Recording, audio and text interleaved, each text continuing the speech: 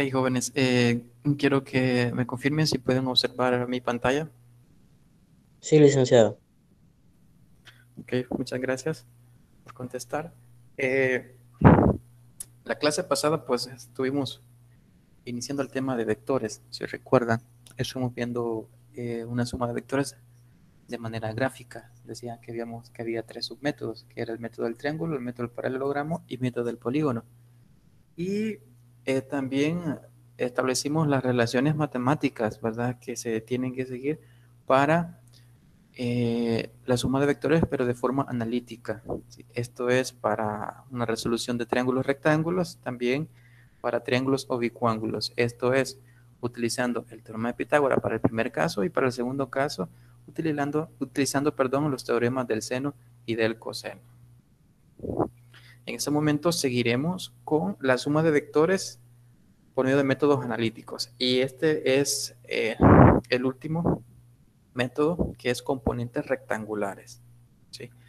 Ese componente rectangulares, eh, a manera personal, es el método más sencillo para poder sumar vectores. ¿Sí? Y que se lo van a ocupar bastante, quizás no para leer un electrocardiograma, porque les decía que para el vectocardiograma usted lo que tiene que hacer es eh, aprender a sumar vectores, pero utilizando el método del paralelogramo, es decir, de manera gráfica. ¿Sí? Y no tanto de manera analítica. Eso de componentes rectangulares o los métodos analíticos les va a servir para resolver problemas que tengan que ver con condiciones de equilibrio, que ya vamos a ver más adelante a qué nos referimos con eso. ¿Sí? Ok. Entonces comenzamos con componentes rectangulares. Okay. Un vector, ¿sí?, va a tener dos componentes, una componente en X y una componente en Y. Es lo que observamos en esta figura A. ¿Sí? El vector inicial es este vector A. ¿Sí? Inicialmente no estaban estos otros vectores que están en los ejes X y Y, sino que se agregaron después para denotar las componentes, ¿verdad? Una componente a lo largo del eje X, la cual se llama A de X, y una componente a lo largo del eje Y, bueno, lo cual se llama A de Y. Ahora, nosotros podemos encontrar el valor de estas componentes utilizando ya sea una función seno o una función coseno. ¿Sí? Estamos analizando acá, ¿verdad?, la imagen A. Con respecto a esa imagen vamos a sacar cómo calcular estas componentes. Primero, acuérdense que el coseno de un ángulo relaciona el cateto adyacente sobre la hipotenusa de un triángulo rectángulo. ¿Sí? Fíjense, lo que hago es lo siguiente. Voy a colocar esta otra flecha aquí en color celeste, ¿sí?, que representa la componente en Y. Usted me dirá, bueno, la componente en Y está sobre el eje Y. ¿Por qué la coloco acá? Es que simplemente la puedo desplazar. ¿Sí? Se puede desplazar y el efecto es el mismo. Solo se desplaza para objetos de estudio. Esto es para que se complete acá un triángulo rectángulo y sea más fácil visualizar, ¿verdad?, los procedimientos. Ahora, de igual manera, esta componente en X se puede escribir arriba también, ¿sí?, con esta otra flecha que coloqué acá, ¿verdad?, en color celeste. Ahora, eh, les decía que el coseno de un ángulo, en este caso de ese ángulo teta, relaciona el cateto adyacente sobre hipotenusa. En este triángulo rectángulo que nosotros observamos acá abajo, ¿sí?, el cateto adyacente es A de X. Entonces colocamos A de X y la hipotenusa es A. Es sobre A. Entonces coseno de teta es igual a de X sobre A. Es decir, la componente en X de A sobre la magnitud de A. Y de aquí vamos a despejar. ¿Sí? La magnitud de A está dividiendo, al otro lado va a pasar a multiplicar. Entonces tenemos que A de X es igual a A coseno de teta. ¿Sí? Bueno, aquí en el lado izquierdo vemos las relaciones, ¿verdad?, entre los ángulos. Ahora vamos a utilizar una función seno. ¿Sí? Seno, aquí tenemos, es igual a opuesto sobre hipotenusa. Ahora, el opuesto, es decir, el cateto opuesto a este ángulo, pues es la componente en Y. Es esta flecha, ¿verdad?, en color celeste que va hacia arriba. Es el cateto opuesto. Recuerden que el cateto opuesto es el que está de frente al ángulo. ¿Sí? Y el cateto adyacente es el que está unido al ángulo. Ahora, el seno es igual a opuesto sobre hipotenusa. El opuesto entonces va a ser la componente en Y. ¿Sí? Tenemos aquí al lado derecho, sobre la hipotenusa que es A. Despejamos de acá, esta A está dividiendo, al otro lado pasa a multiplicar. Por lo tanto, la componente en Y va a ser igual a la magnitud de A por el seno del ángulo. ¿Sí?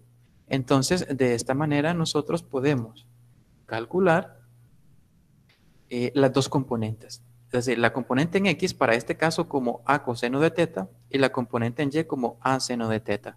¿Sí? Y esto lo expresamos acá, ¿verdad? En la imagen B. ¿Sí? Está la componente en X, que es A coseno de teta. De esa manera se puede calcular. Y la componente en Y, ¿verdad? Que es A seno de teta. ¿Sí? Ahora, esto es... no, me refiero a que no se va a utilizar siempre. Eso va a depender del ángulo. ¿Sí? Si la componente en X está adyacente al ángulo, pues esta se va a calcular como A coseno de teta. ¿Sí? Por ejemplo, veamos el caso de que el ángulo no esté ubicado acá. ¿Qué pasaría si el ángulo estuviera acá? Si fuera este ángulo, le vamos a llamar ángulo alfa. Si fuera ese ángulo alfa, ¿cómo se calcularía la componente en X? Bueno, en este caso la componente en X es esta que está aquí arriba, miren. Esto es A de X, que es esta misma componente de aquí abajo. Pero la he desplazado hacia arriba para poder encerrar el ángulo en un triángulo rectángulo. Ahora, la componente en X, con respecto a ese ángulo, ya no va a ser adyacente, sino que va a ser opuesto. Por lo tanto, la componente en X, ¿sí?, utilizando este ángulo alfa, va a ser como A por seno de alfa. Ya no va a ser coseno, como en el caso anterior, miren. Aquí teníamos que se iba a utilizar el coseno. ¿Sí? Bueno, en realidad es abajo. Perdón. Veamos. Es acá. ¿Sí?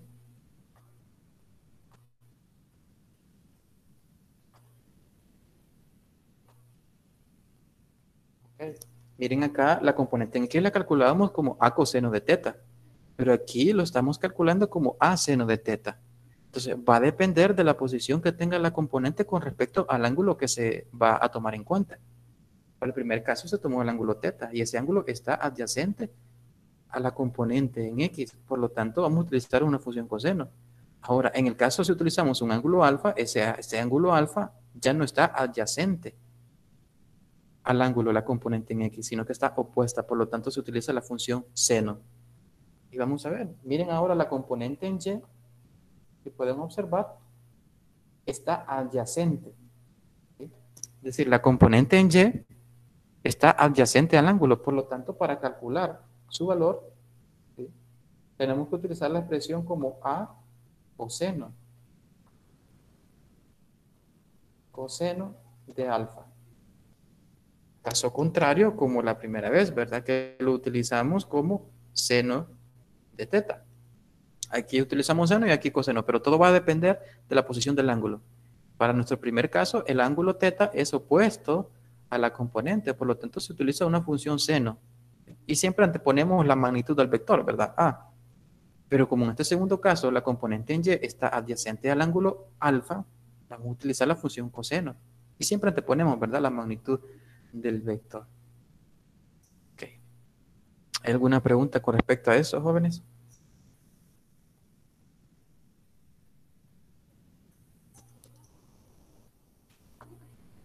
Bueno, si no hay preguntas, vamos a continuar, tal vez algo más allá, ¿verdad? Ok, fíjense acá. Estas componentes están en el primer cuadrante. Y en el primer cuadrante, la componente en X y la componente en Y serán positivas. ¿Sí? Serán positivas. Porque acuérdense que un vector es positivo cuando va hacia la derecha a lo largo de un eje horizontal y negativo cuando va hacia la izquierda. Y un vector es positivo a lo largo de un eje vertical cuando va hacia arriba y negativo cuando va hacia abajo. Por lo tanto, en este primer cuadrante las componentes en X y en Y serán positivas. En el caso de que el vector caiga en el segundo cuadrante, ¿sí? Fíjense, ese vector B ya no cae en el primer cuadrante del vector, sino que en el segundo cuadrante. Entonces, este va a tener dos componentes, ¿sí? Siempre, ¿verdad? Y las componentes ya no van a llevar la misma dirección. Por lo menos la componente en X ya no va hacia la derecha, sino que va hacia la izquierda, ¿sí? Porque las componentes buscan la dirección del vector, ¿sí? Es decir, si el vector lleva esa dirección, el vector B, usted la componente en X no la va a dibujar hacia la derecha, ¿sí? Porque el vector no va para el primer cuadrante, sino que va para el segundo cuadrante. La componente en X tiene que ir hacia la izquierda, ¿sí? Entonces, en este cuadrante, la componente en X es negativa, ¿sí? Y la componente en Y, esa siempre es positiva, porque va hacia arriba, ¿sí? Y el ángulo, fíjense, se mide siempre con respecto al eje X, ¿sí? Positivo.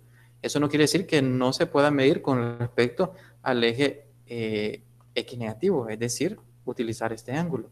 Sí, se puede utilizar también los dos, pero hay que especificar.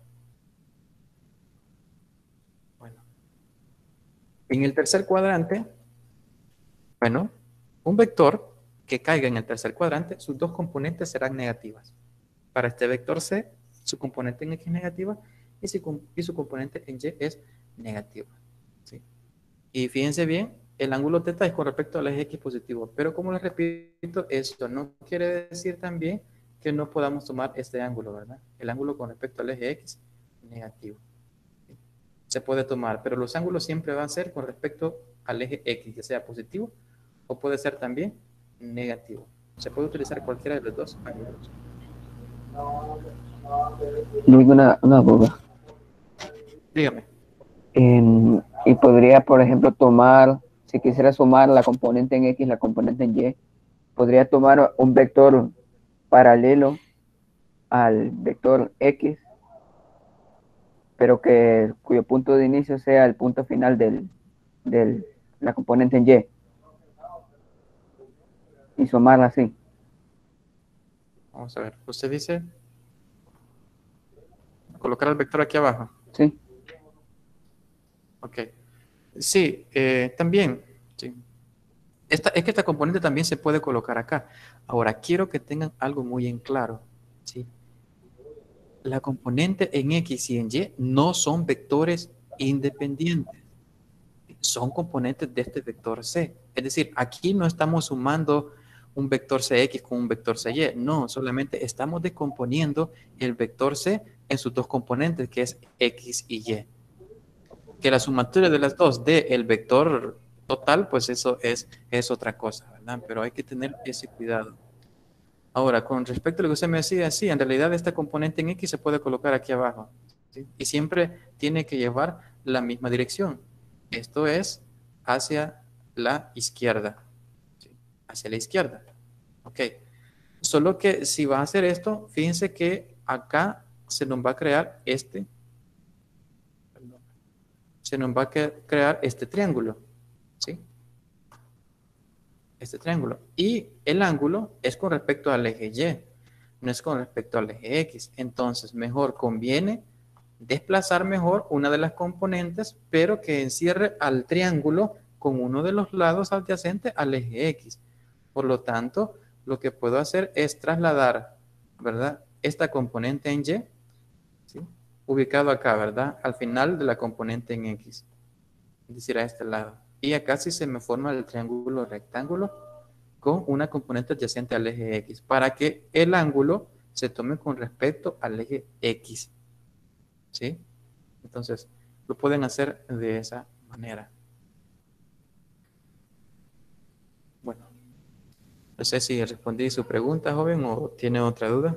Sí, pues, ya me quedó todo claro. Ok, bueno, vamos a seguir entonces.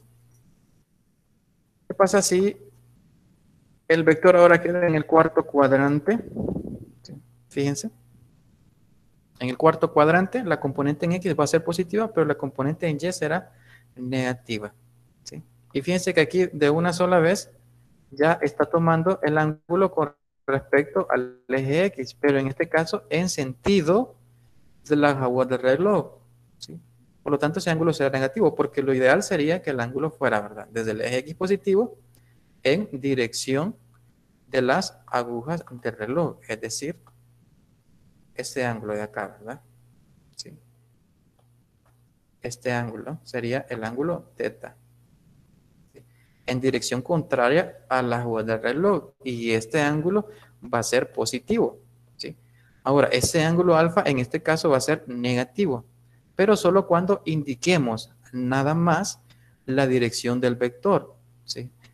Para usos de componentes no se le escribe el signo al ángulo, ¿sí? Tengamos eso también en claro. Bueno, en los ejercicios vamos a ver eso. Ok. A manera de resumen, entonces, ¿sí?, podemos calcular la magnitud y dirección de un vector a partir de sus componentes, ¿sí? Es decir, si nos da el valor de las componentes, si aquí el componente de X igual, y bueno, y tuviéramos un valor acá, también en Y, ¿verdad? Tuviéramos componente en Y igual y nos diera otro valor. Si tuviéramos cuánto valen las componentes, podemos calcular la magnitud del vector con esta ecuación que tenemos acá. La magnitud del vector va a ser igual a la raíz cuadrada de la sumatoria cuadrada de sus componentes, ¿sí? De esa manera. Y el ángulo o la dirección del vector se va a calcular con la tangente, ¿sí? Tangente de teta, recuérdese que es opuesto sobre adyacente. En este caso, el opuesto a este ángulo es la componente en Y, por lo tanto colocamos A de Y sobre el cateto adyacente, que es la componente en X. Ahora, aquí tenemos que la tangente de teta es igual a la componente en Y sobre la componente en X del vector A. Pero yo lo que quiero encontrar es el ángulo. Por lo tanto, voy a utilizar una función inversa. Es decir, el ángulo es igual a arctangente de AY sobre A de X. O también tangente a la menos 1. ¿Sí? De esta manera se va a calcular la dirección, recuerden, del vector como tangente inversa de la componente en Y sobre la componente en X. Bueno, aquí hay una nota, dice que siempre usaremos la notación arctangente para la función tangente inversa.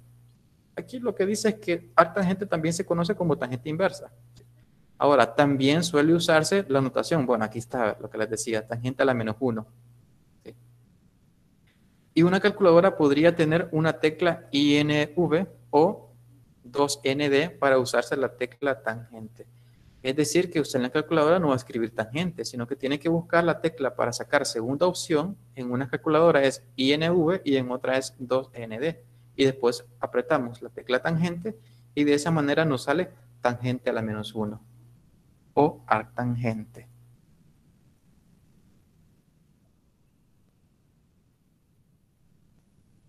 Okay. Entonces tenemos acá, ¿verdad?, el uso de componentes para calcular la suma de vectores resultantes de dos o más vectores. Ahora, podemos sumar dos vectores. Ahora sí vamos a hablar de suma de dos vectores, porque anteriormente solo estábamos hablando de que un vector se puede descomponer, ¿sí?, en dos componentes. Pero hoy veremos una suma de vectores. Si tenemos vectores, en este caso, tres vectores, A, B y C, el vector resultante se puede sacar primeramente calculando la resultante de dicho vector, pero en X y en Y. Entonces, la componente de la resultante en X va a ser igual a la sumatoria de las componentes en X de todos los vectores, del vector A, del vector B y del vector C. Es decir, que tenemos que calcular las componentes de cada vector y luego sumarlas, y de esa manera encontramos la componente en X de la resultante. De igual manera hacemos con las componentes en Y. Calculamos la componente en Y de todos los vectores, en este caso estamos tomando solamente tres vectores, ¿sí? Calculamos sus componentes en Y, las sumamos y de esa manera podemos encontrar la componente en Y de la resultante, ¿sí?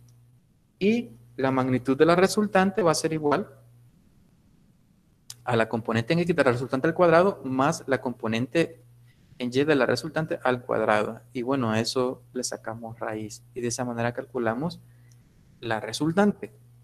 Y la dirección de la resultante pues va a ser igual a tangente inversa, ¿sí?, de la resultante en Y sobre la resultante en X. Bueno, ¿tienen alguna duda, jóvenes, hasta el momento?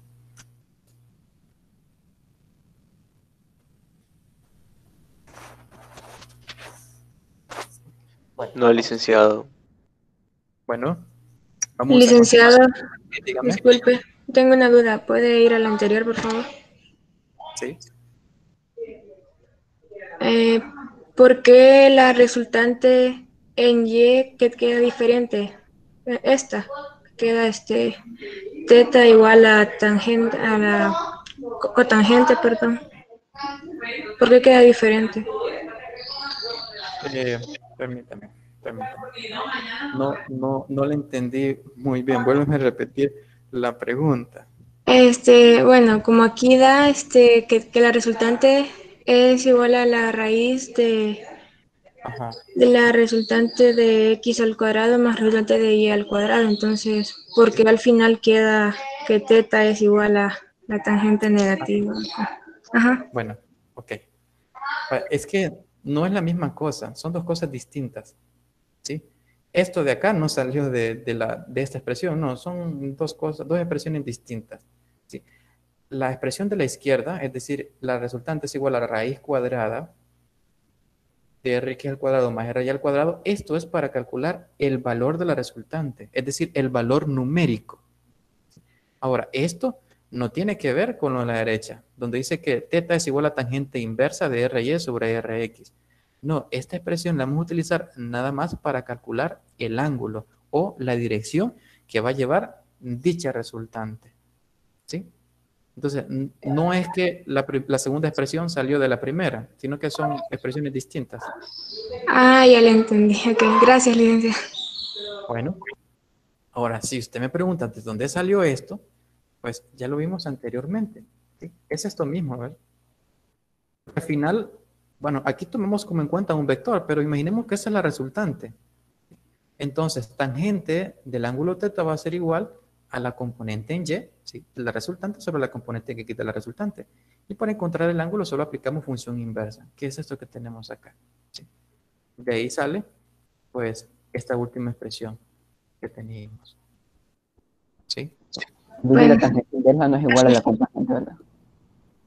Diga, La tangente inversa no es igual a la cotangente, ¿verdad?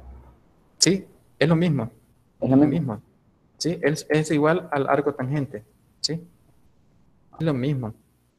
Por eso le dice acá, también suele utilizarse como tangente inversa. Arctangente con tangente inversa es la misma cosa, ¿sí?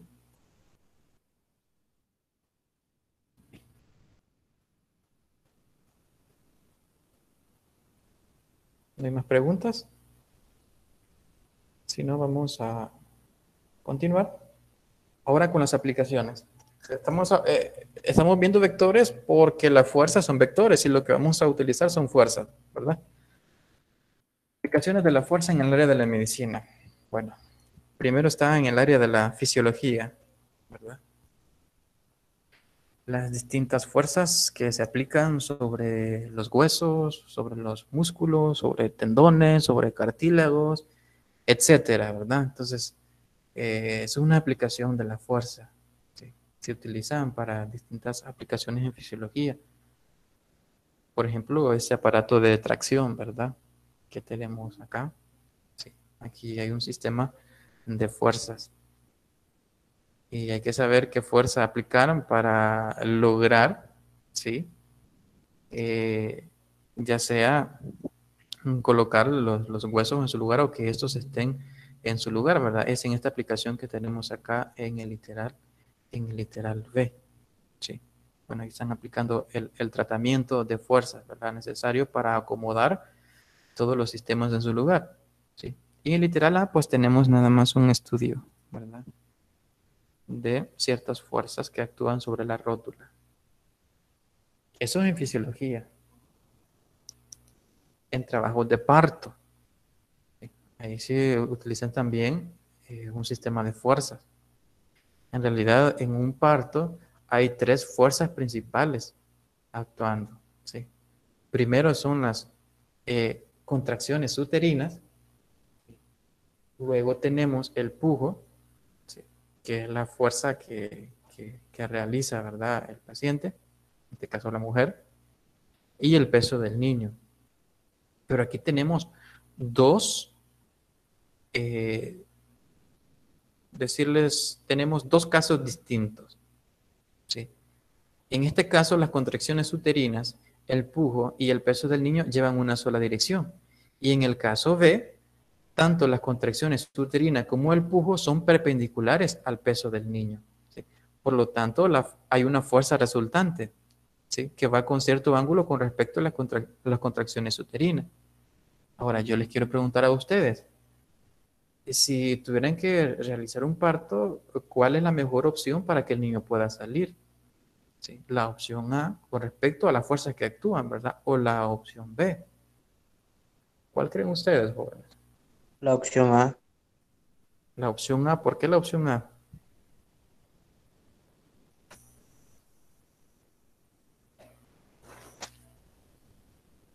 Porque es más fácil que salga el niño. En realidad la dirección del movimiento es la misma dirección de la fuerza, ¿verdad? Y sí, aquí el niño va a salir, en literal, la verdad, en la misma dirección que las tres fuerzas. Entonces las tres fuerzas van a favorecer para que el niño salga. Pero en los partos que se hacen en los hospitales, ¿cuál de los dos se utiliza? ¿Será que se utiliza el A o se utiliza el B? Normalmente en los hospitales.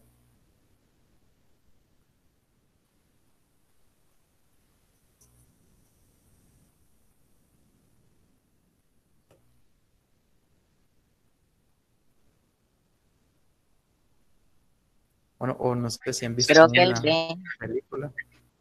En una película no han visto cómo es un parto o no se imagina. Me refiero a la posición, ¿verdad? Que tiene la mujer. Si usted observa en los partos, algunas veces la mujer está acostada, ¿sí? Y si está acostada, ¿sí? Imaginemos que es el caso B. Las contracciones uterinas con el pujo van en la misma dirección, pero el peso del niño va hacia abajo, ¿sí? Por lo tanto, en el literal B, pues se va a sentir más dolor. Va a ser un poco más difícil que el niño salga, ¿sí? Porque las tres fuerzas, al sumarla, da una resultante. La dirección resultante, es decir, el niño no va directamente en la dirección de salida de donde tiene que ir, ¿verdad? Sino que va en otra dirección como realizando bastante fuerza sobre las paredes, ¿sí? Entonces eso provoca dolor. Entonces, si es de esta manera, pues el niño sale directamente, ¿verdad? Y no causa mucho dolor. Eh, no soy enterado en realidad por qué a veces recuestan totalmente a la mujer para que puedan asistir al parto. Pero si han podido observar en algunos programas, la mujer no está completamente acostada, sino que está inclinada para que la fuerza resultante, ¿sí? eh, caiga totalmente o se aproxime a la dirección de salida del niño. Es decir, lo hacen de manera inclinada para que esta resultante se acerque, ¿sí? Aproximadamente a la misma dirección donde van las contracciones uterinas y el peso, de tal manera hasta que lleguen todos en una misma dirección y sea más fácil para el niño salir y sea menos doloroso el proceso de parto, ¿sí? Y también tenemos una aplicación en el corazón, ¿verdad? Que es lo que vamos a ver en este momento.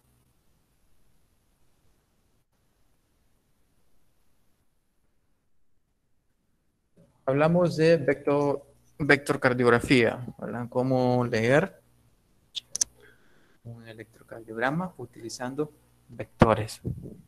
Ok. Recuérdense que lo que hace funcionar al corazón, pues son impulsos eléctricos, ¿verdad? Leían impulsos eléctricos eh, y en esos impulsos se crean varias ondas, ¿sí? Hay ondas P, ondas Q, ondas R, ondas S y ondas T. ¿Sí? Ahora, si ustedes han visto un electrocardiograma, pues han podido notar que se dibujan como estos pulsos, ¿verdad? ¿Pero qué representan esos pulsos? Ok. Primero tenemos la onda P, ¿sí? Acuérdense que un pulso es igual a la sumatoria de de estas interacciones de ondas, ¿sí? La onda P, Q, R, S, T.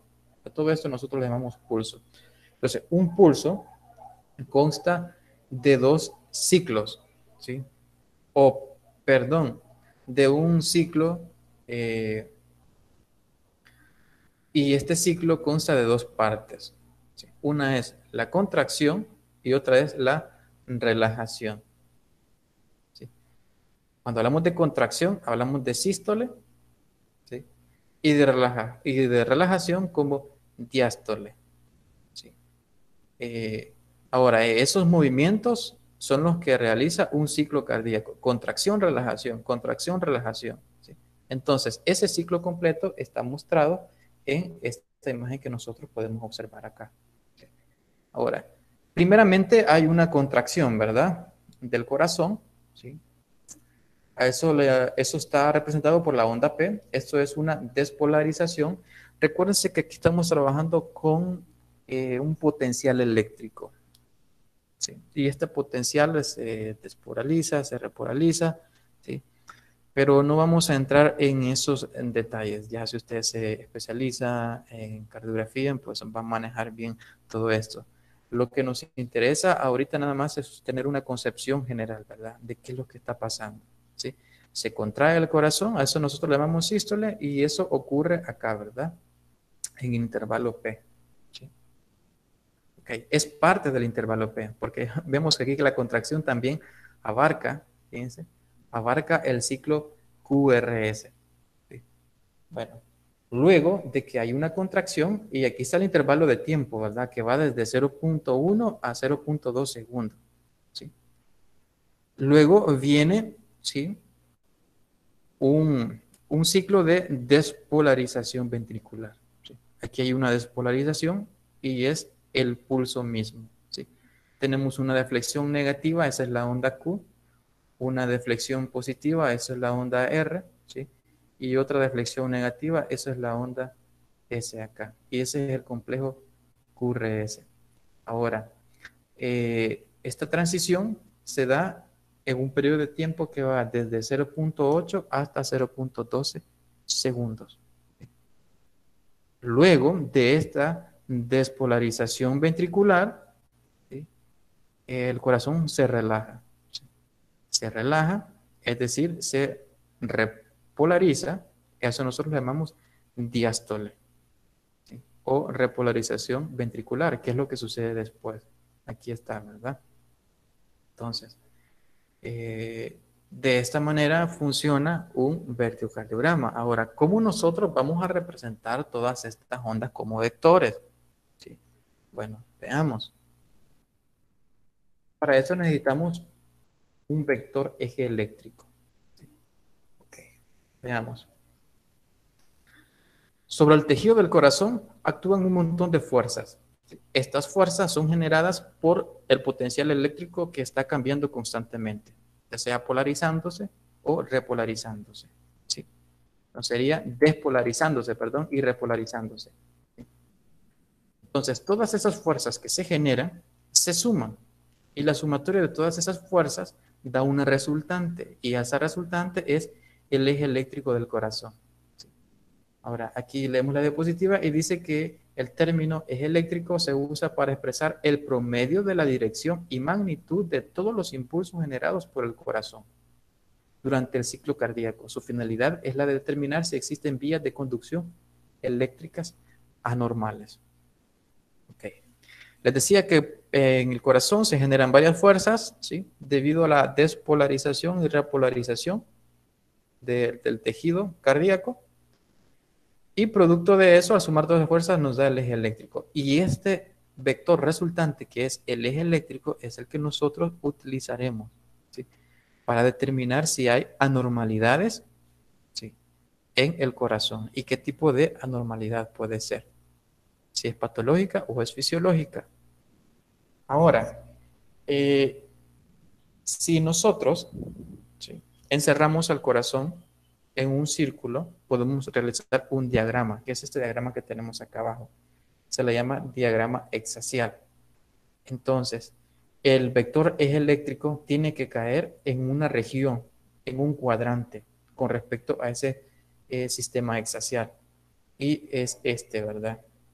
Si tuviéramos un plano cartesiano, si pueden observar, sería como el cuarto cuadrante. Entonces, el vector eje eléctrico debe caer en el cuarto cuadrante, ¿sí?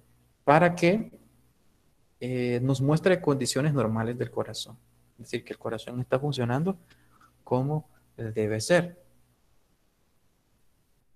Ahora, ¿cómo determinar ese eje eléctrico del corazón? Hay varios métodos, nosotros solo vamos a estudiar uno, pero vamos a mencionar los demás. Dice, es posible calcular el eje porque el vector medio QRS apunta solo hacia uno de los 4 cuadrantes posibles, ¿sí? Es decir, este pulso o esta interacción de ondas QRS nos va a dar el vector eje eléctrico. Y ese vector eje eléctrico solo puede caer en uno de los 4 cuadrantes. A eso es lo que nos refiere este punto número 1. El punto número 2 dice, al estimar el cuadrante axial, se determina la dirección de las deflexiones QRS en las derivaciones 1 y ABF. Ok, esa es una manera de realizarlo, utilizar las derivaciones 1 y ABF. ¿De dónde obtenemos estas derivaciones 1 y ABF? Bueno, esas salen en el electrocardiograma. Ya vamos a leer un electro por ahí. Y ahí vamos a ver derivación 1 y derivación ABF. Es decir, que se puede utilizar esas dos para calcular el eje eléctrico, ¿sí? ¿Cómo así? Bueno, deflexiones positivas, dice, en las derivaciones 1 y ABF, que son las dos que mencionamos anteriormente, reflejan un eje normal, ¿sí? Es decir, si usted ha observado un electrocardiograma, pues trae varias derivaciones. Buscamos la 1 y la ABF. Y si las dos están hacia arriba, ¿sí? Es decir, que nos van a salir este pulso hacia arriba, porque ya vamos a ver que este pulso también puede salir hacia abajo, ¿sí? Pero en este caso, si la derivación 1 y ABF están hacia arriba, entonces reflejan un eje normal. Ahora, deflexiones positivas en la derivación 1 y negativa en ABF indican desviación del eje hacia la izquierda. Hacia la izquierda. Es decir, que si la derivación 1, el pulso va hacia arriba y ABF va hacia abajo, entonces la desviación del eje es hacia la izquierda. Es decir, que al sumar los vectores ya no va a caer acá, sino que va a caer en la izquierda, en el tercer cuadrante. Ahora, deflexiones negativas, dice, en 1 y deflexiones positivas en ABF, esta vez es el caso contrario, entonces la desviación será hacia la derecha, ¿sí? Es decir, ya no va a ser en el tercer cuadrante que va a caer el eje eléctrico del corazón, sino que va a ser en el primer cuadrante, ¿sí? Ahora, si las dos derivaciones son negativas, es decir, la derivación 1 con la derivación ABF, esto indica desviación extrema del eje a la derecha, es decir, el eje eléctrico caerá acá en el segundo cuadrante, opuesto al límite normal. Y ahí es una situación extrema. Prácticamente el corazón está a punto de sufrir un paro cardíaco, ¿sí? Mientras más se acerque a esta situación extrema, pues más riesgo hay de un paro cardíaco. Eso es una manera, ¿sí? Utilizando las derivaciones 1 y ABF. Nosotros vamos a utilizar la derivación 1 y la derivación 3. Y lo vamos a hacer de la siguiente manera. Veamos. Para determinar el eje eléctrico se utilizan las derivaciones 1, 2 y 3. ¿Sí? Pero comúnmente por emergencia se utilizan la 1 y la 2. ¿Sí? Cada derivación presenta una onda que tiene picos positivos y picos negativos respecto a un eje horizontal. Cada derivación es una componente del eje eléctrico. El módulo de cada componente se obtiene de la diferencia entre las alturas de cada pico. Estas componentes se grafican en el sistema hexacial. Y luego se obtiene la suma vectorial de estas componentes, lo cual representa al eje eléctrico del corazón. Ok. Bueno, aquí hay, jóvenes, un error. Aquí yo puse derivación 1 y 2, pero anteriormente les había dicho derivación 1 y 3. Entonces aquí hay un error. Es 3, no es derivación 2. ¿Sí? Bueno. ¿Cómo ubicar entonces los vectores, ¿sí?, en el sistema hexacial? En este sistema hexacial, que es la primera imagen, de izquierda a derecha, ahí están las derivaciones, fíjense. La derivación 1, miren, está a lo largo del eje X, ¿sí?, positivo. La derivación 2 está a 60 grados. La derivación ABF, ¿sí?, está a 90 grados. Está, ¿verdad? Recuerdan que el primer método era con las derivaciones, veamos, 1 y ABF. ¿Sí? Significa que los vectores se ubicarían acá, ¿verdad? Sobre el eje X positivo y sobre el eje Y negativo. Es decir, utilizando ABF y la derivación 1. Pero nosotros utilizaremos la derivación 1 y la derivación 3. Miren, la derivación 3, perdón, está a 120 grados. ¿Sí? Y la derivación 1 está a 0 grados. Ok, bueno. Procedemos entonces a realizar la lectura. Aquí tenemos un problema sencillo, ¿sí?, un ejercicio sencillo. Más adelante veremos otros problemas ya más concretos para que podamos practicar, ¿verdad?, cómo leer esto. Ahorita lo haremos de manera general. Veamos.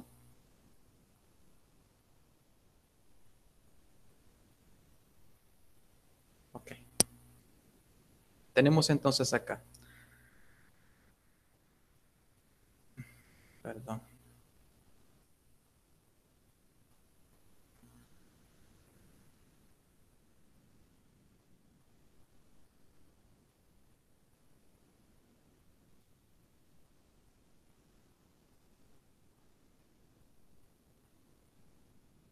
La máxima, nos vamos a regir, ¿sí?, entre la máxima de flexión positiva y la máxima de flexión negativa.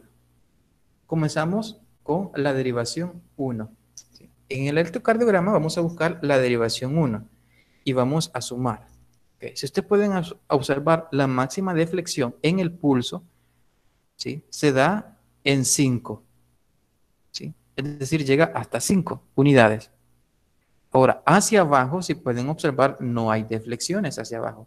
Por lo tanto, no le vamos a colocar otro número acá. En este caso aquí es -0. Es decir, lo que vamos a restar van a ser las deflexiones positivas y eso le vamos a restar las deflexiones negativas. En este caso solo son positivas 5 menos 0, eso da 5. Entonces, el valor para las deflexiones positivas en la derivación 1 es 5. En la derivación 1. Ahora vamos con la derivación 3. Vamos a buscar en el electrocardiograma donde dice numeral 3.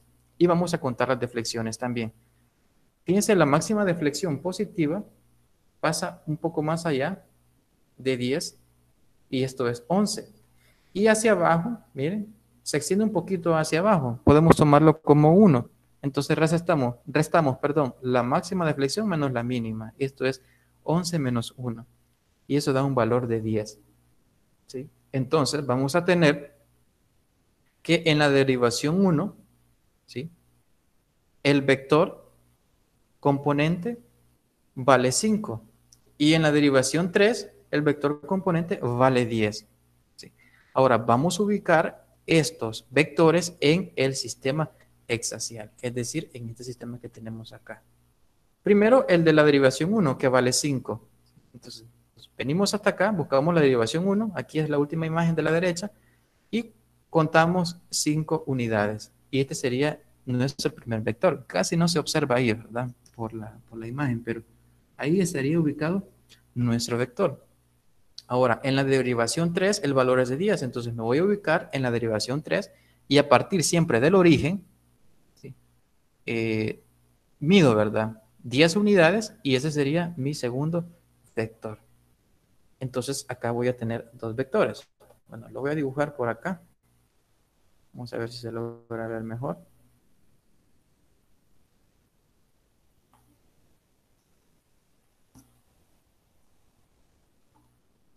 Esto está muy grande. Veamos. En la derivación 1 decíamos que vale 5, ¿verdad? Vamos a decir que hasta aquí es 5. ¿Sí? Y en la derivación 3 vale 11. Voy a dibujar otro vector más grande que el primero, ¿verdad? Con 11 unidades. ¿Sí?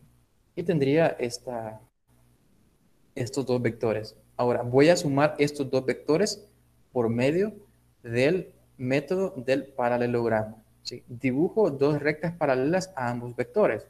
¿Sí? En tal caso, una paralela al primer vector, ¿sí? La dibujo por acá, y luego una paralela al segundo vector. Entonces se me crea un paralelogramo. Ahora, recuerden que el vector resultante va desde el inicio de los dos vectores hasta donde se interceptan sus paralelas. Entonces, dibujo el vector resultante. Me quedaría ahí, ¿verdad? Una flecha. Entonces, el vector resultante es el vector que está en color rojo. Y ese vector en color rojo, pues es el eje eléctrico del corazón. ¿Sí? Que es este mismo vector que se observa aquí en la imagen de la derecha, ¿verdad? Nada más que aquí lo expandí para que lo pudiéramos visualizar más. Entonces, si pueden observar, el vector resultante cayó en el cuarto cuadrante. ¿Sí? Entonces, aquí decimos que el eje eléctrico del corazón es normal. ¿Sí? Aquí es normal. Bueno, ¿hay alguna pregunta, jóvenes, hasta el momento? No, licenciado.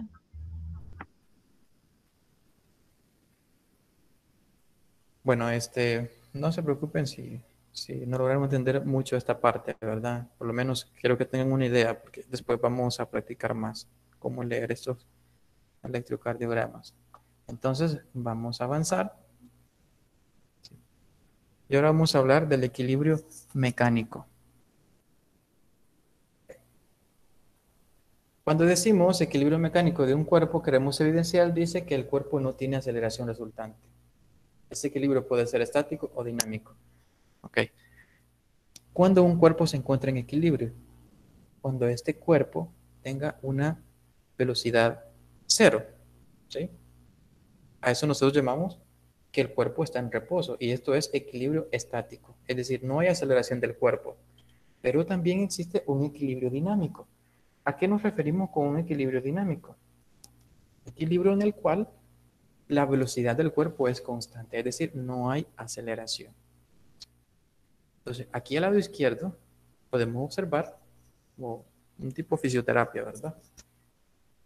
En el cual el paciente está tratando de estar en equilibrio, es decir, en reposo. Esto es un ejemplo de equilibrio estático. Y acá tenemos un equilibrio dinámico, ¿sí? Es decir, esta persona que está sobre este banquito intenta cruzarlo de manera que el libro no le caiga. Para eso tiene que ir a una velocidad constante, es decir, no tiene que haber aceleración. Acuérdense que si la velocidad cambia es porque uno ha acelerado, ¿sí? Se ha producido una aceleración, pero si la velocidad es constante, entonces la aceleración vale cero.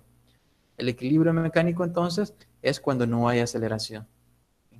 Y puede hacer ya sea que el cuerpo esté en reposo o en movimiento, pero ese movimiento tiene que ser con velocidad constante para que no haya aceleración.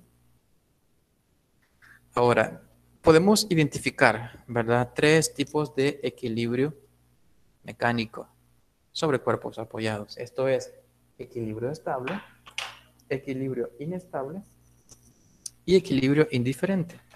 ¿Sí? Ok.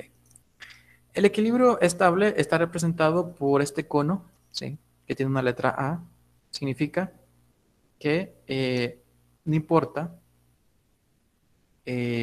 dónde coloque el cono, pero tiene que colocarlo, ¿verdad?, de esta forma, de una sola posición para que se mantenga estable. ¿Sí? Ahora, el inestable es que usted puede hasta cierto punto mover el cuerpo y pues vaya un momento en que este no esté en equilibrio, pero todo va a depender de donde también nosotros estemos colocando nuestro punto de apoyo. Okay. Veamos. Vamos a colocar un ejemplo. Un momento, por favor.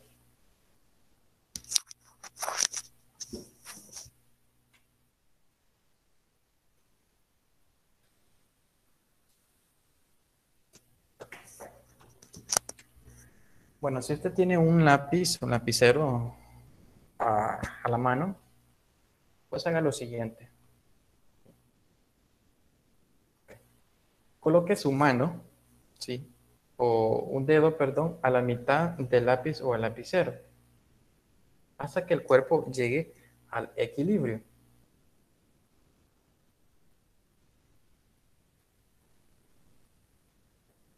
En el momento que usted haga eso, pues ahí lo que usted tiene es un equilibrio estable. Okay. Ahora, si usted desplaza el dedo, ¿sí?, hacia uno de los extremos y lo suelta, pues entonces el lápiz se le va a caer, o el lapicero. Entonces eso es un equilibrio inestable. Ahora, ¿qué es un equilibrio indiferente? El equilibrio indiferente va a ser el caso en el que no importa la posición en cómo coloquemos el cuerpo con respecto al punto de apoyo, este siempre va a permanecer en equilibrio. Siempre va a permanecer en equilibrio. Y eso lo demuestra aquí, ¿verdad? La figura C. ¿Sí? Ok, entonces esos son los tres tipos de equilibrio. Ahora, vamos a ver las dos condiciones de equilibrio. Y aquí quiero que presten también bastante atención. Porque eso es la dificultad, ¿verdad?, de este tema, las condiciones del equilibrio. Bueno, equilibrio de traslación, primero. Un equilibrio dice que un cuerpo, perdón, está en equilibrio de traslación si su aceleración lineal es igual a 0. Bueno, esto ya lo decíamos.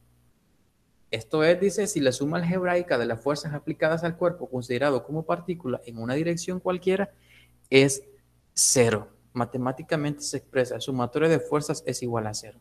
Entonces, cuando estemos considerando un cuerpo en equilibrio de traslación, vamos a utilizar la expresión matemática que la sumatoria de todas las fuerzas que actúan sobre el cuerpo tiene que ser igual a 0. O la fuerza neta es igual a 0. ¿Sí? Acuérdense que estamos hablando de carácter vectorial también. Ahora, para que esto sea cierto, tiene que implicar que la sumatoria de las fuerzas en X y en Y tiene que ser igual a 0. Es decir, para que la fuerza neta sea igual a 0, sus componentes o la sumatoria, ¿sí?, de las componentes, pues tienen que ser 0 también, ¿sí? Donde f y x pues son componentes rectangulares. Eso ya lo tenemos. Y aquí tenemos varios ejemplos, fíjense. Okay. Aquí tenemos un ejemplo, ¿sí? La sumatoria de fuerzas en y dice que es igual a 0. Pero vamos a escribir una expresión para eso. Veamos. Vamos a analizar las fuerzas de acuerdo al primer diagrama. Nos dice sumatoria de fuerzas en Y es igual a 0. Okay. Bueno, ahora, esta expresión es la que nos da acá la imagen. Ahora, ¿qué fuerzas están actuando en Y en esta imagen número 1? Si ustedes pueden observar, hay una T. Esto sería la tensión. Es decir, sobre este cuerpo está actuando una tensión y la tensión va hacia arriba. Y como la tensión es positiva, perdón, es hacia arriba, entonces esta será positiva. Entonces escribimos la tensión. Ahora, ¿qué otra fuerza hay en Y? Es el peso del cuerpo y el peso va hacia abajo. Y como va hacia abajo, es entonces negativo. Y esto es igual a 0. Y esta es la expresión matemática para esta primera imagen. ¿Sí? Entonces tenemos que la tensión menos el peso es igual a 0. Y si usted despeja de acá, va a tener que la tensión es igual al peso. La tensión es igual al peso.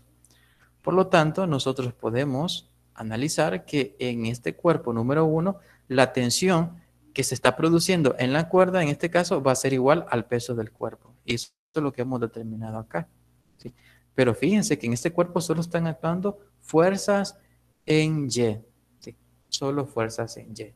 Ahora, analicemos un cuerpo en el cual están actuando fuerzas en X y en Y. Bueno, veamos este segundo cuerpo. Primero analicemos las fuerzas en X para el segundo cuerpo. Las fuerzas en X va a ser igual a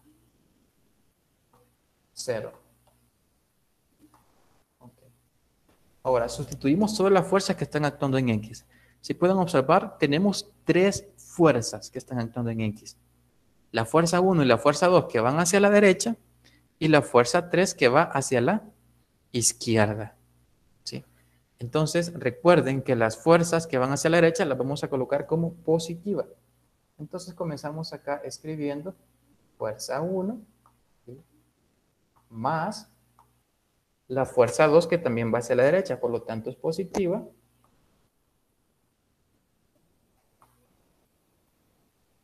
Y la fuerza 3 va hacia la izquierda, por lo tanto esta será negativa. Okay. Fuerza 3. Y esto pues tiene que ser igual a 0. Ok. ¿De acá qué podemos obtener nosotros? Bueno, esta fuerza 3 está con signo negativo, al otro lado lo voy a pasar con signo positivo.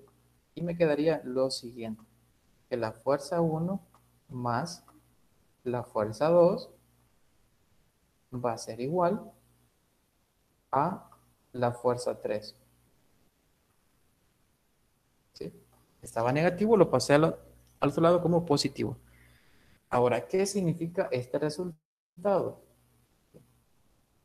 Como el cuerpo que tenemos acá está en equilibrio, es decir, no hay aceleración, lo que está diciendo ese resultado es que la fuerza 3, es decir, la fuerza que va hacia la izquierda, es igual a la sumatoria de la fuerza 1 y la fuerza 2. Es decir, que si sumamos la fuerza 1 y la fuerza 2, eso nos va a dar como resultado la fuerza 3, pero en sentido contrario. Es decir, la misma fuerza que se está actuando al lado izquierdo es la misma que va hacia el lado derecho.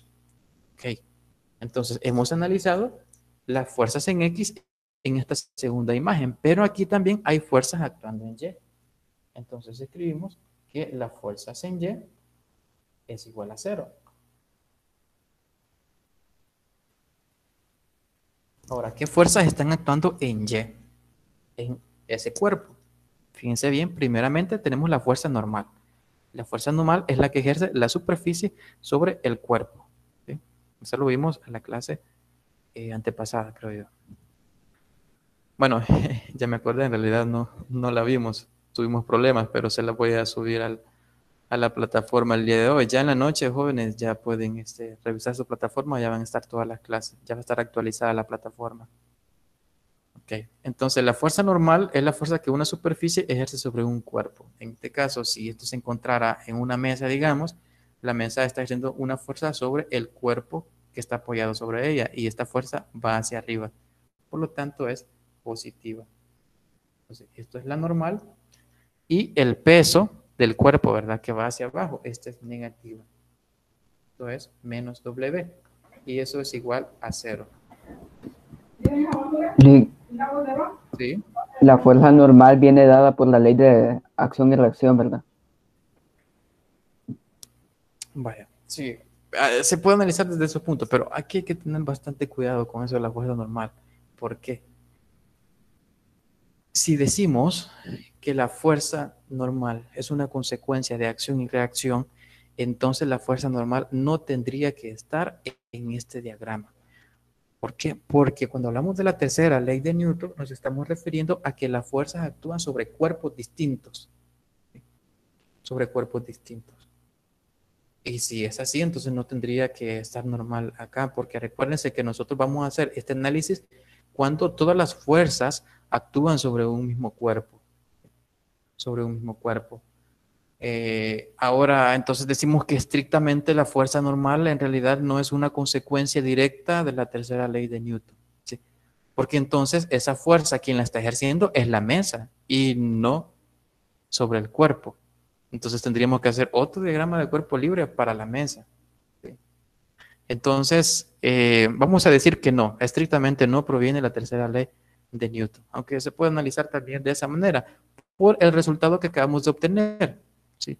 Recuerden que la fuerza normal va hacia arriba y el peso va hacia abajo, va negativo. Si lo paso al otro lado, esto es positivo. Entonces, aquí tenemos que la fuerza normal es igual al peso. Si ustedes pueden observar. Ahora, se dice también que puede ser por la tercera ley de Newton, porque la tercera ley de Newton dice que cuando un cuerpo A ejerce una fuerza sobre un cuerpo B, entonces el cuerpo B también ejerce una fuerza sobre un cuerpo A, de la misma magnitud y sentido contrario. ¿Sí? Eso es lo que nos dice, ¿verdad? Y eso es lo que obtenemos acá. Nos dice que la normal va a ser igual al peso. Es decir, ambos van a tener la misma magnitud, pero va a tener dirección contraria, porque la normal va hacia arriba y el peso va hacia abajo. Por eso es que podemos intuir que es una consecuencia de la tercera ley de Newton. Pero estrictamente eso no pasa así, porque la tercera ley de Newton habla acerca de cuerpos diferentes y aquí las dos fuerzas están actuando sobre un mismo cuerpo. ¿Sí? Sobre un mismo cuerpo. Es lo que pasaba, ¿verdad? Cuando les decía, si usted se empuja sobre la pared y anda en patines, ¿qué es lo que va a pasar? Usted se va a acelerar, se va a impulsar en dirección contraria a la pared. Ah, pero ¿por qué es eso? Si la fuerza que usted está actuando sobre la pared es la misma que la pared está ejerciendo sobre usted. Pero si son la misma fuerza y sentido contrario, ¿que acaso no tiene que estar en equilibrio el cuerpo entonces? Porque la fuerza se anula. No, es que la tercera ley de Newton nos dice que las fuerzas actúan en cuerpos diferentes. Por eso es que cuando usted se empuja, usted se acelera. ¿Sí? Entonces, es lo mismo que sucede acá, ¿sí? En esta expresión. En tal caso, si este cuerpo, ¿sí?, fuera nosotros, ¿verdad?, en patines, ¿sí?, si este cuerpo este cuerpo que está aquí en la imagen, fuera nosotros en patines y nos estamos apoyando sobre esta superficie, ¿sí?, vamos a imaginar que esto no está horizontal, sino que está vertical, entonces el cuerpo se va a mover, nosotros nos moveríamos, ¿sí?, hacia arriba. Entonces, si nosotros decimos en este caso que el peso del cuerpo es igual a la normal, pues este cuerpo tendría que irse hacia arriba, tendría que acelerarse, pero no se acelera, sino que permanece en equilibrio, es decir, permanece en reposo, ¿sí?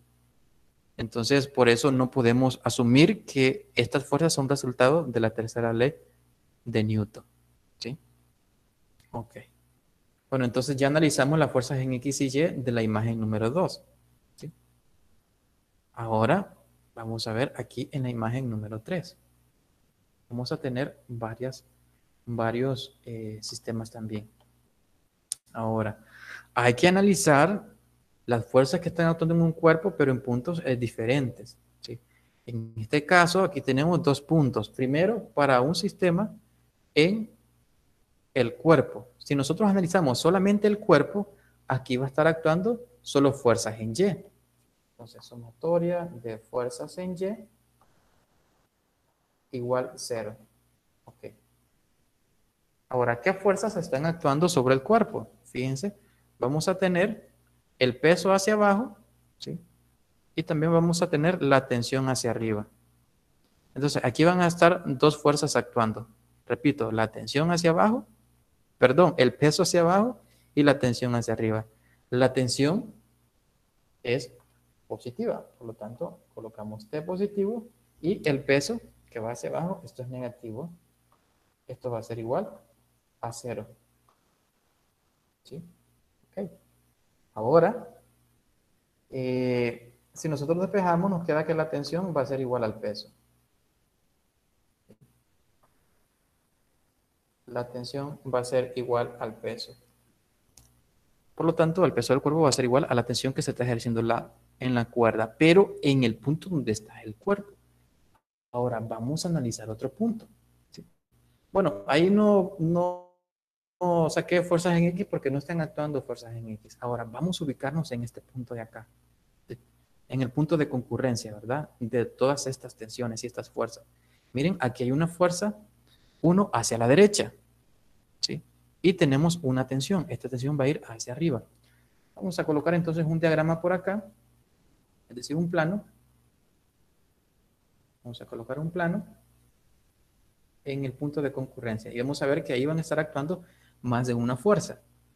Acá tenemos la fuerza 1 que iba hacia la derecha. Vamos a dibujar entonces esa fuerza. Recuerden, iba hacia la derecha.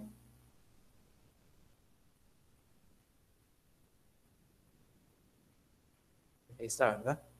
Y la tensión, ¿verdad? La tensión va siempre saliendo del punto de concurrencia, es decir, va hacia arriba. Colocarlo así. ¿Sí? Y tenemos un tercer vector que es el peso del cuerpo. En este caso va hacia abajo. Entonces aquí tendremos estos tres vectores. Ahora bien, esta tensión va a tener dos componentes. Va a tener una componente en X y una componente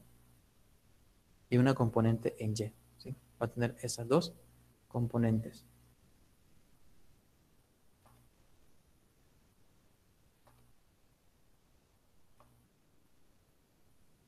Ahora vamos a analizar todos esos vectores aplicando las condiciones del equilibrio. Veamos. Vamos a rotular los vectores primero. Esto sería la fuerza. ¿Sí? Fuerza 1. O solo vamos a escribir fuerza. Eso sería la fuerza. Por acá tendríamos el peso. ¿Sí? Por acá tenemos la tensión. Y acá tenemos las componentes de la tensión. La componente en X y tenemos la componente en Y. Okay. Entonces, vamos a analizar primero estos vectores en X. Sumatoria de fuerzas en X es igual a 0. Okay. Analizamos qué fuerzas están actuando en X. Fíjense, la fuerza F va hacia la derecha y está actuando sobre el eje X. Entonces, colocamos la F con signo positivo. Y la componente en X de la tensión va hacia la izquierda. Por lo tanto, esta es negativa. Menos T de X. Esto es igual a 0. Si nosotros despejamos, entonces nos queda que la fuerza va a ser igual a la tensión en X. ¿Sí? Entonces, ¿qué resultado es este? Bueno, la fuerza que se está actuando hacia la derecha va a ser igual a la componente de la tensión en X, en ese caso hacia la izquierda. Ahora, si acá nosotros tuviéramos un ángulo θ, entonces podemos calcular la componente en X. Como la componente en X de la tensión está adyacente al ángulo, entonces se va a utilizar una función coseno. Eso ya lo veíamos, ¿verdad? Entonces la fuerza aquí va a ser igual a T coseno, ¿verdad? T coseno de θ. ¿Sí? Okay. Quitamos lo de X, ¿verdad? Porque la componente en X, pero está igual a T coseno. ¿Sí? Si la componente estuviera adyacente, sería T seno, ¿verdad?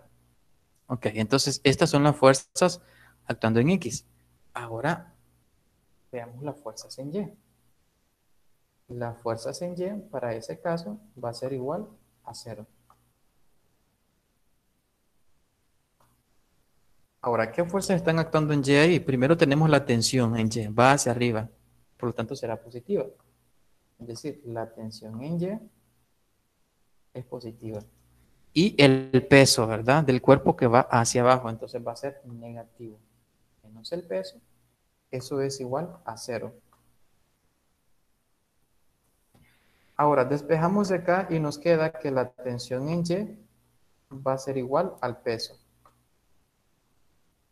Ahora bien, si ustedes observan, la tensión en Y, es decir, la componente en Y, está opuesta al ángulo. Y como está opuesta, entonces se puede calcular multiplicando, ¿verdad? La tensión por la función seno. Entonces tenemos T, seno de θ.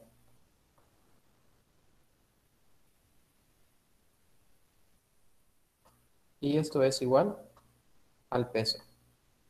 ¿Sí? Significa que el peso del cuerpo aquí es igual a la componente en Y de la tensión. ¿Sí? Y de esa manera hemos realizado el análisis de equilibrio para estos tres esquemas que tenemos acá. Entonces usted tiene que aprender a realizar estos esquemas y analizar las fuerzas que están actuando sobre un cuerpo en este tema.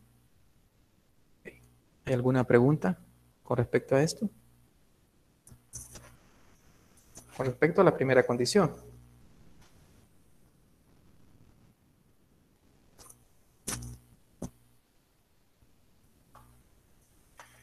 Bueno, Vamos a continuar entonces. Vamos a la segunda condición del equilibrio. ¿Sí? Y la segunda condición, pues hablamos del momento o torque de una fuerza. Ahora, el efecto, dice, de la fuerza de iniciar una rotación alrededor de un punto o eje o de modificar la rotación que ya existía, constituye lo que se conoce con el nombre de momento o torque de una fuerza. Y el módulo del momento o torque se expresa por la siguiente ecuación que tenemos acá. El momento va a ser igual a Fr por seno de teta. ¿Sí? Seno de teta. Entonces, aquí hablamos de lo siguiente. De que un cuerpo puede estar en equilibrio bajo dos condiciones. ¿Sí? Bajo una condición de traslación y bajo una condición de rotación. ¿Sí? Porque el cuerpo puede que no se esté moviendo, no esté cambiando de lugar, ¿sí? Es decir, no haya una traslación, pero puede ser que el cuerpo sobre el mismo punto donde está esté rotando alrededor de un punto sobre él mismo, ¿sí? Entonces, para que esté completamente en reposo, no tiene que haber, ¿sí? Rotación ninguna. Y eso le llamamos la segunda condición de equilibrio, que es lo que vemos acá, ¿verdad? Sumatorio de momentos es igual a cero, ¿sí? Pero analicemos esta imagen. Fíjense. Esa persona que está acá tiene unas pesas, ¿sí? El peso del cuerpo pues va hacia abajo, en este caso de las pesas, y este le va a producir una rotación. Es como que nosotros tengamos en nuestras manos, primero tengamos a 90 grados, ¿verdad? Tal como lo muestra la imagen. Si nosotros colocamos algo pesado en nuestra mano, pues nuestra mano se va a ir hacia abajo. Se va a ir hacia abajo en esta dirección y va a producir una rotación con respecto al eje, ¿verdad? Que en este caso sería nuestro codo. ¿Sí? Por ejemplo, si se tuviera más largo, ¿verdad? Si este punto se encontrara acá, entonces esta fuerza, que es el peso de, de este cuerpo, ¿verdad? Va a hacer que usted baje el brazo de esta manera y se va a producir como un tipo rotación.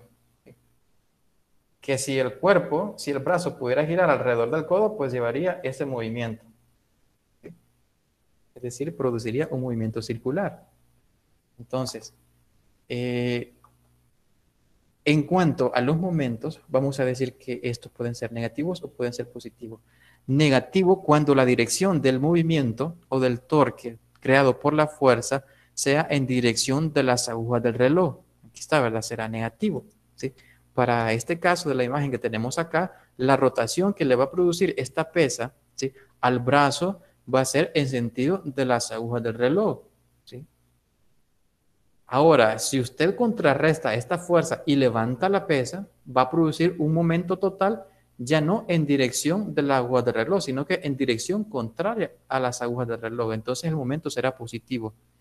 Es decir, que cuando uno sube una pesa, el momento es positivo. Y cuando la baja, el momento es negativo. A eso nos referimos. Entonces, la segunda condición del equilibrio o equilibrio de rotación establece lo siguiente. Si la suma vectorial de los momentos o torques aplicados a un cuerpo respecto a un mismo punto es cero, entonces el cuerpo se encuentra en equilibrio de rotación. Matemáticamente esto es que la sumatoria de momentos es igual a cero. Quiere decir que para que un cuerpo esté en equilibrio total, ¿sí?, este tiene que estar en equilibrio de traslación y también en equilibrio de rotación. ¿Sí? Porque como les decía anteriormente, nosotros podemos decir que el cuerpo está en el mismo lugar, no se mueve para otro lugar. Entonces hay equilibrio de rotación, de traslación, perdón. Pero si está girando sobre su mismo eje, ahí ya no hay equilibrio. ¿Por qué? Porque se está produciendo un momento, es decir, una rotación. Entonces, para que haya equilibrio de rotación, no tiene que haber tampoco esa rotación, ¿verdad? Es decir, no tienen que haber momentos. La sumatoria de todos los momentos tiene que ser igual a cero. Okay. Y aquí tenemos un esquema, ¿verdad? En este caso, la articulación, podemos observar acá, es nuestro punto de apoyo, ¿sí? Y sobre eso es que se va a mover el brazo, ¿verdad? Y este es el movimiento hacia arriba y hacia abajo. Produce una rotación, fíjense. Si es hacia arriba, visto desde este punto, va en dirección de la aguja del reloj, será negativo. Y si hace hacia abajo, viéndola desde ese punto, va en dirección contraria a las agujas del reloj, por lo tanto será positivo. Pero si nos colocamos del otro lado, pues será diferente, ¿verdad? Tal como tenemos acá. Porque acá decíamos que si sube, el momento es positivo. Y si baja, el momento es negativo. Y aquí es diferente, pero todo depende de la posición, ¿verdad? En la que está el cuerpo. ¿Hay dudas, jóvenes, acerca de la segunda condición del equilibrio?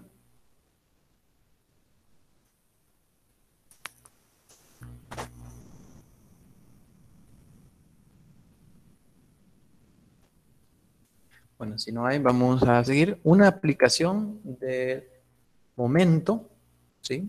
O de la segunda condición de equilibrio son las palancas. Y prácticamente una palanca es una barra rígida, dice, que puede girar sobre un punto fijo llamado punto de apoyo, pivote, fulcro o eje de rotación. Su utilidad consiste en que aumenta la efectividad de la fuerza. Entonces nosotros las palancas las utilizamos para aumentar la efectividad de una fuerza.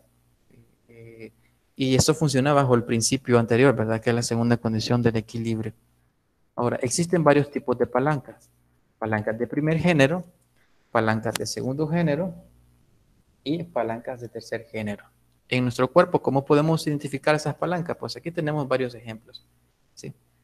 Primero, de primera generación, ¿verdad? Es la primera imagen, de izquierda a derecha, ¿sí? Las palancas de primer género son aquellas en el cual el punto de apoyo está entre la fuerza y la carga, ¿sí? Ok. La fuerza en este caso lo hace el músculo del cuello, fíjense bien, y se va hacia abajo. Ahora, la carga aquí sería prácticamente la mandíbula, ¿sí? La mandíbula. Ahora tenemos las palancas de segundo género. En este caso, el punto de apoyo está a la izquierda de la carga, ¿sí? Y la fuerza está más allá de la carga. En este caso, la carga, que es el peso del cuerpo, ¿sí? Está ubicado acá, ¿verdad? Por el tobillo, ¿sí? Este es el peso del cuerpo. Ahora, la fuerza que está actuando acá es esta fuerza del músculo, ¿verdad? ¿Sí? De la pierna. Entonces, y esta fuerza va hacia arriba, la fuerza del músculo va hacia arriba, pero la carga total, el peso del cuerpo va hacia abajo y está más a la izquierda de la fuerza. Entonces, esta es una palanca de segundo género. Las palancas de tercer género es aquella en el cual la fuerza está más cerca del punto de apoyo. Fíjense que aquí el punto de apoyo, ¿sí? Son prácticamente los dedos del pie. El peso, es decir, la carga, está cerca del punto de apoyo y la fuerza está más alejada del punto de apoyo. En las palancas de tercer género, la fuerza está más cerca del punto de apoyo y la carga está más allá. Entonces, este es un ejemplo, fíjense. El punto de apoyo está acá, que es el codo. La fuerza la ejerce el bíceps y la carga está ubicada en la mano. Es decir, la carga está de último, ¿sí? En el caso anterior de segundo género, la carga estaba próxima, ¿sí? Y en el primer género, pues el punto de apoyo se encuentra entre las dos, ¿verdad? Entre la fuerza y la carga. Entonces, estos son los tipos de palanca, jóvenes.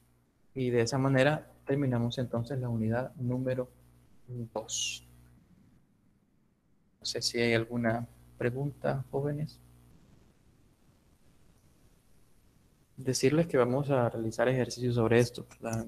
En realidad, les voy a subir un video ahora acerca de algunos ejemplos de la primera y segunda condición del equilibrio. Pero no sé si tienen alguna pregunta.